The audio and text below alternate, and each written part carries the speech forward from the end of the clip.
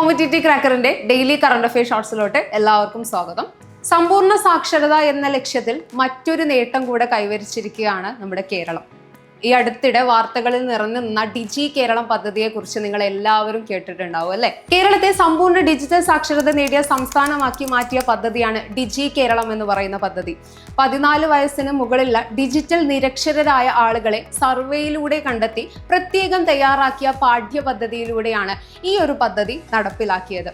സമ്പൂർണ്ണ ഡിജിറ്റൽ സാക്ഷരത നേടിയ ആദ്യ സംസ്ഥാനമായി നമ്മുടെ തിരുവനന്തപുരത്തെ പുല്ലാമ്പാറയെ തിരഞ്ഞെടുത്തിട്ടുണ്ട് അല്ലെ.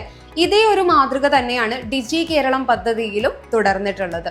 സോ ഇന്റർനെറ്റ് സേവനങ്ങളും മൊബൈൽ ഫോണുകളും ഉപയോഗിച്ചുകൊണ്ട് എല്ലാ തരത്തിലുള്ള സേവനങ്ങളെക്കുറിച്ചും ആളുകളെ അവെയർ ആക്കുക, അതുപോലെ തന്നെ സൈബർ സുരക്ഷാ കാര്യങ്ങളുമായി ബന്ധപ്പെട്ട കാര്യങ്ങളിൽ ആളുകൾക്ക് അറിവ് നൽകുക എന്നുള്ളതാണ് നമ്മുടെ ഡിജി കേരളം പദ്ധതി കൊണ്ട് ലക്ഷ്യമിടുന്നത്.